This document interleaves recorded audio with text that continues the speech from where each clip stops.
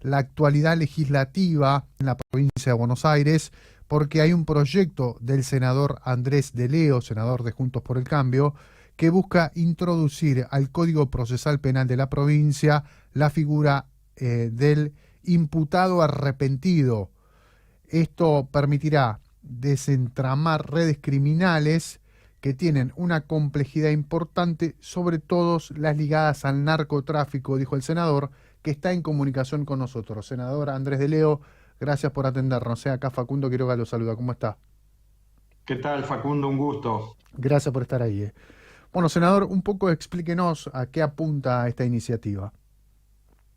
Bueno, apunta a que en la provincia de Buenos Aires se pueda instrumentar o adherir la ley de la figura del imputado arrepentido, conocida, digamos, comúnmente como la ley del arrepentido, que permite que una persona que está imputada por un delito pueda aportar información, yo diría, fundamental, sustanciosa, en un proceso para que la justicia, a través de la fiscalía o los mismos jueces, cuando tienen ya que dictar sentencia, puedan contar con elementos probatorios importantes, fundamentales, para avanzar en el esclarecimiento y en la sanción de delitos mucho más grandes, más profundos, y que generalmente están llevados adelante, estos delitos, por organizaciones criminales. Y en la provincia de Buenos Aires esta figura no está instituida por ley, sí lo está en la ley federal, pero muchas veces, en muchos casos, los fiscales se han encontrado con trabas al momento de poder contar con elementos probatorios para poder avanzar en el esclarecimiento y en desarmar estas organizaciones criminales. Y bueno, la ley del imputado arrepentido sería fundamental, sobre todo en aquellas asociaciones criminales que están dedicadas a la corrupción o al narcotráfico, sin que esto inhiba a que se pueda también utilizar en otro tipo de organizaciones criminales que existen, vinculadas a la extorsión, vinculadas a los hechos que pueden inclusive llevar a asesinatos, pero en este caso apunta, yo diría, fundamentalmente a contar con esta herramienta para avanzar en el crimen organizado, fundamentalmente con lo que tiene que ver con el narcotráfico, que hoy es un flagelo muy fuerte, muy presente y muy marcado en la Argentina, en la provincia de Buenos Aires y lamentablemente en muchas ciudades de nuestra provincia. ¿Establece algún tipo de garantías a la figura del imputado arrepentido? Digo porque, bueno, como usted sabe, senador, en algunos de estos casos siempre suelen caer perejiles y, bueno, quizás necesitaría esta figura garantías claras al momento de reconocerse como arrepentido, ¿no? Sí, es una consideración muy importante la que usted acaba de mencionar, porque sobre todo en organizaciones mafiosas, digamos, con prácticas que pueden llevar no solo al apriete, sino a la desaparición física de aquellas personas que se animan a contar y a aportar datos, es necesario claramente que el Estado brinde una cobertura, más allá de que la ley ya de por sí le está generando digamos, una mejoría en su Claro. situación procesal. Pero está claro que tiene que venir acompañado, lo mismo que ocurre con los testigos protegidos, Exacto. con una serie de articulación de medidas del Estado para garantizar la integridad de la persona que se anima a avanzar digamos, en esta ventaja que le daría la ley para mejorar su situación procesal. Es mejorarla. Bajo ningún punto de vista esto implica que queda deslindado o desligado de algún nivel de responsabilidad, Claro. sino que le tocaría, como en cualquier proceso, una parte más benigna. Bien.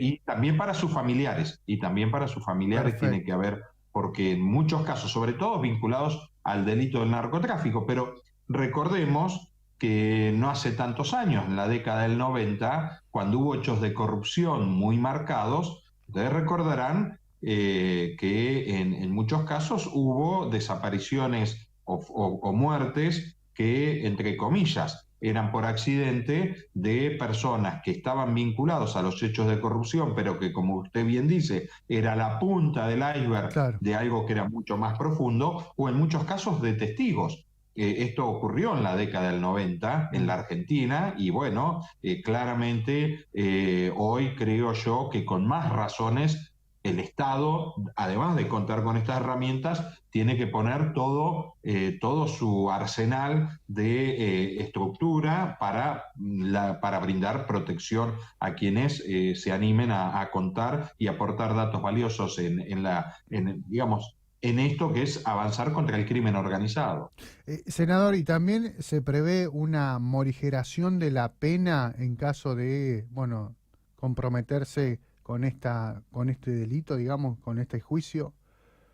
Claro, sí, digamos, el principal beneficio que tiene un imputado arrepentido es justamente obtener una ventaja en su situación procesal y esto implica una morigeración de la pena. Esto que ha generado algún nivel de controversia en el mundo y sobre todo en Argentina. Aquellos que se oponen a la ley del arrepentido mencionan esto, dicen, bueno, con esto lo que se busca es que por ahí de pronto puede ocurrir que no es un testigo, un imputado diga cosas que no son ciertas con tal de beneficiarse. Bueno, a esto hay que responderle lo siguiente. Primero, es normal en cualquier situación procesal, inclusive en cualquier proceso judicial, aún cuando no es penal, que cuando el proceso se aligera, y se obtienen beneficios desde el punto de vista procesal para que la justicia no demore mucho, no tenga que gastar muchos recursos, que una persona que está imputada de un delito tenga una mejoría en su pena y aun cuando no sea un arrepentido. Por ejemplo, imaginémonos una persona que cometió un delito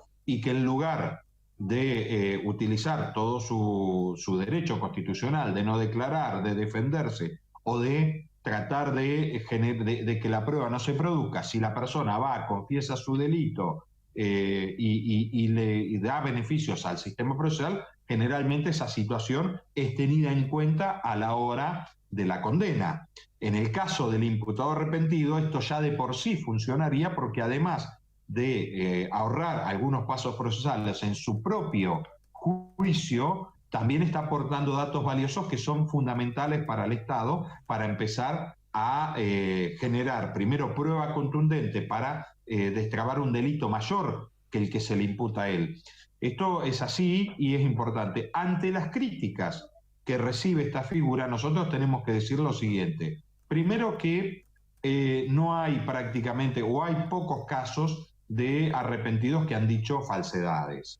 Esto por un lado, porque además la persona que aporta estos datos, si aportan falsedades, corre el riesgo de empeorar su situación procesal. En segundo lugar, no alcanza solamente con la declaración del imputado arrepentido, sino que digamos, la justicia, en este caso la fiscalía, tiene que acompañar con otros elementos probatorios, pero su aporte tiene que ser fundamental, cosa que genera un beneficio sobre todo en la tarea investigativa y en la tarea probatoria. Esto me parece que es fundamental. Y en segundo lugar, yo creo que hay que mirar en el mundo. En el mundo el crimen organizado que ha avanzado en su momento, las mafias, recordemos las famosas mafias en los años 70, 80, allí en Nueva York, las famosas 5 familias de Nueva York, generalmente digamos, fue fundamental el aporte de datos de personas que estaban en la escala de la organización criminal en los niveles más bajos, que aportaron datos sustanciosos para llegar a descabezar a ese crimen organizado. Y bueno, en este caso yo creo que nosotros tenemos que tener en cuenta dos cosas que son fundamentales. Primero, la criminalidad, fundamentalmente, pongámosle en el caso del narcotráfico, que es algo que nos preocupa y nos ocupa muchísimo, va acompañado de el delito económico, que el delito económico, ¿qué es lo que busca? Es lavar activos, generar todo un proceso de saneamiento de los bienes y dineros mal habidos. Bueno, en muchos casos el imputado arrepentido da aportes fundamentales justamente para esto, porque en definitiva muchas veces es difícil probar que tal o cual delito se ha llevado adelante, pero el delito económico sí en muchos casos queda probado, con lo cual este viejo esto que ocurrió hace tantísimos años con Al Capone, que fue un poco emblemático, en realidad en los años 80, 90, cuando se descabezaron las mafias en Estados Unidos, la ley del imputado arrepentido fue fundamental para que las personas aportaran datos que permitieran destrabar estas organizaciones criminales. Bien. Senador, respecto de lo que es la política partidaria, hoy la coalición cívica dentro de Juntos por el Cambio, ¿cuál es su rol? No, porque bueno, hay distintas expresiones, distintos referentes que están impulsándose a hacer. ¿Cómo ven ustedes si tienen algún candidato que van a respaldar desde coalición cívica dentro de Juntos por el Cambio? Bueno, a ver, nosotros tenemos en claro que a nivel nacional, a nivel provincial, de alguna medida, si no somos, no vamos a llevar candidatos, si decidiéramos no llevar candidatos propios, vamos a estar en una estrategia de acompañar una candidatura, situación que todavía falta mucho tiempo para resolver. Está claro que la coalición cívica de alguna manera es una fuerza política que tiene un nivel de representación, pero bueno, hoy nosotros hemos en los últimos años tenido una estrategia de alianza dentro de Juntos por el Cambio que ha permitido a la coalición de alguna manera tener un rol importante desde el punto de vista electoral. Más allá de eso, hay dos cuestiones que creo también que son fundamentales decir. A nivel nacional y provincial, las estrategias van a ser seguramente debatidas en el transcurso del tiempo. Claro. Veremos cómo se va dando el proceso de selección de candidatos, habida cuenta de que, como bien usted menciona, hay muchos candidatos en danza, todavía las fuerzas políticas, nuestros aliados, no han definido quiénes van a terminar siendo sus candidatos, y va a haber uno o más candidatos por fuerza política. Así que en eso estamos bastante tranquilos, sí trabajando en lo que creemos que tiene que ser una propuesta de Juntos por el Cambio, que tiene una propuesta superadora de lo que le ofrecimos a la sociedad en el 2015 y en el 2019. Superadora en cuanto al concepto de gestión, en cuanto al concepto de en qué cosas nosotros no pudimos cumplir, pero sí sosteniendo la estructura vertebral de lo que le prometimos a la sociedad, que era un cambio profundo, un cambio que apunte más a la consolidación de la República, a la transparencia, a la independencia y al progreso de los argentinos. Después, en materia territorial, nosotros sí tenemos definido que en más de un municipio Sí. vamos a estar con candidatos propios, independientemente de cómo sea la resolución a nivel nacional y provincial. Y bueno, en eso estamos trabajando en más una decena de municipios. Nosotros vamos a estar contando con candidatos propios que serán el candidato de Juntos por el Cambio, o en todo caso, como lo hemos hecho con éxito importante en las elecciones tanto del 17 como del 19, competir en una PASO para la selección de candidatos. Bien, hay una intención del gobierno de eliminar las PASO. ¿Cómo les cae esto a ustedes? ¿Están expectantes de eso? Sí, estamos expectantes porque de alguna manera pareciera que el gobierno envía mensajes duales. Por un lado, en su momento la vocera del presidente había dicho que eso no estaba en agenda, y por otro lado vemos que algunos gobernadores, ahora el mismo gobernador Kicillof, empiezan a hablar del tema.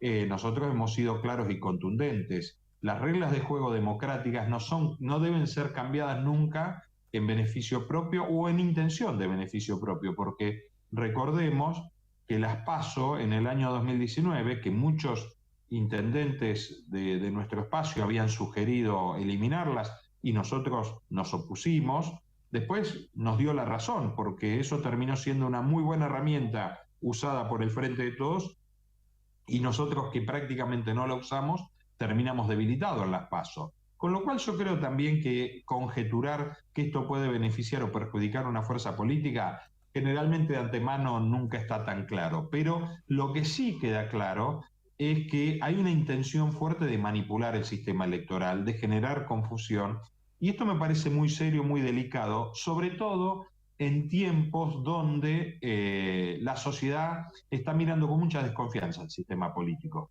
Y obviamente cuando se mira con desconfianza al sistema político, también entran algunos interrogantes al sistema institucional.